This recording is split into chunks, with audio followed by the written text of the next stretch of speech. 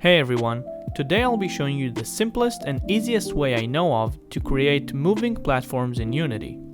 After that, we will tackle a small issue that can happen to some of you depending on how you apply the movement of your character, and suggest a way of solving it without compromising on your preferred method of movement. We'll begin where we left off last time with our capsule character that can move about, jump, and double jump. First, we'll create the platform itself. Give it a color and size it to our liking. Then we add a box collider 2D component to it and we're done with the platform. The next step is to make it move. Here, if you've already watched my group motion video, you can simply take the script that we wrote there and you're good. If not, I'll quickly show you how to apply this code. First, we create the public enum for the movement type, with values like stationary, circular, horizontal, and vertical to define how the platform will move. Then, we create the local variables of our script: cycle time, motion radius, theta, which is the angle that we will rotate, the movement type, and motion center. I believe most of these are self-explanatory, but if you're unsure about them, you can ask in the comments or watch the detailed video about this. It will be the first link in the description. Next, we'll change our update method to public virtual rather than private, as we will use inheritance when creating the moving platform script. This lets us reuse this motion logic for other moving objects, not just platforms.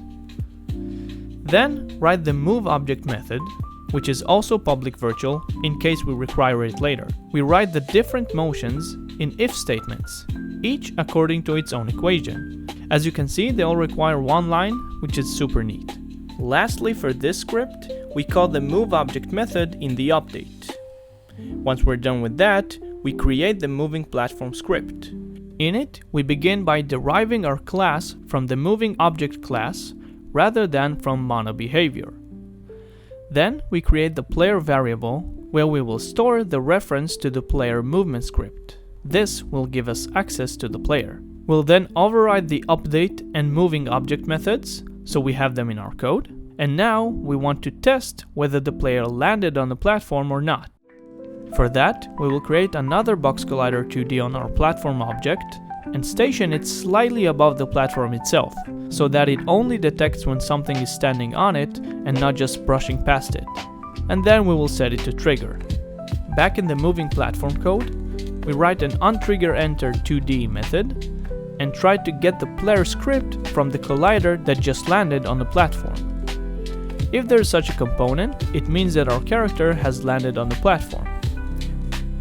What we do then is make the platform its parent.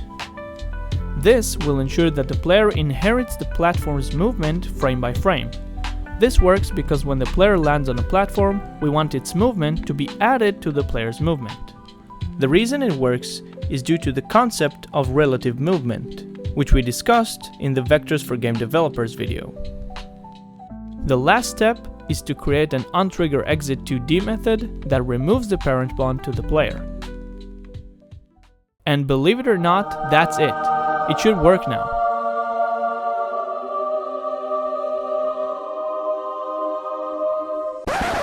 Only if you aren't moving the character from the fixed update and if the player's rigid body is not set to interpolate. If it is, your movement will look something like this.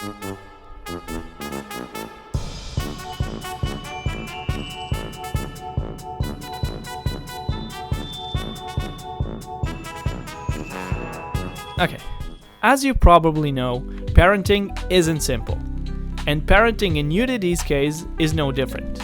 Because the player is now a child of the platform, the rigid body isn't sure how to interpolate its position. This can frustrate a lot of developers, so let's address the two problems one by one. To solve the issue, we must get rid of the parenting, and add the platform's velocity to the player manually. Also, if the player movement occurs in the fixed update, then we need to move the platform in the fixed update as well. So, we'll head to the player movement script and add the public variable that stores the current moving platform it is on. Then, we revise the moving object and make its cycle time and theta variables protected instead of private. This is so we can access them from the inheriting moving platform script. We'll also update the theta in the update method itself rather than in the moveObject method.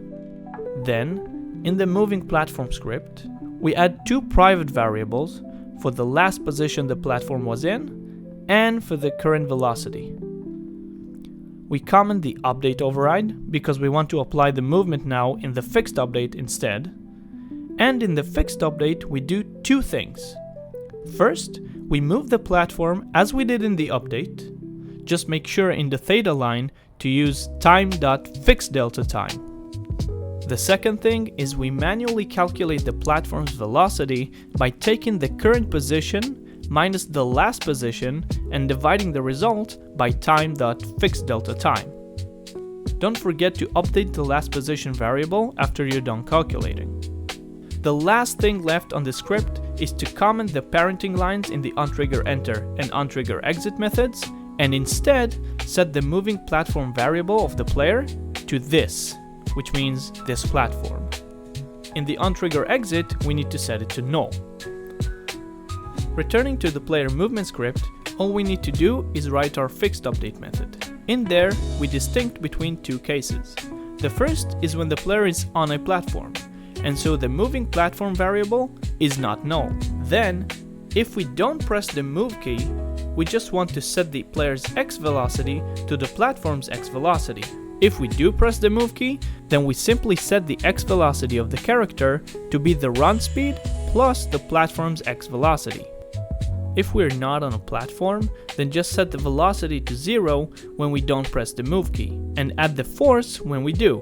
Just make sure you don't add the force indefinitely, and only apply it when you're below the maximum speed, otherwise your character will fly off. Lastly, if your player movement doesn't occur in the fixed update, and you only need to fix the rigid body's interpolation, then you need to do the exact same steps, only in the update. That means that in the moving platform script, you don't comment the update, and you do the platform velocity calculation in the update itself, instead of the fixed update. Just make sure to use delta time instead of fixed delta time. And that's it, you're all set.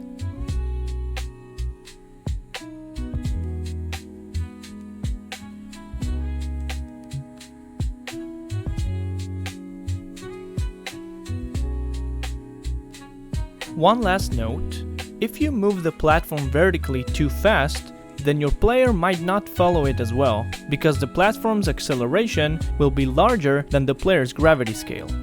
To fix that, you can add a line that increases the gravity scale whenever you land on a platform, and decreases it when you leave it. I'll leave that as a challenge for you. I hope you enjoyed this video and took as much from it as possible. If you did, please consider dropping a like and a comment, it really helps the channel grow. Also subscribe and join our growing lab for more, and I'll see you in the next one. Cheers guys!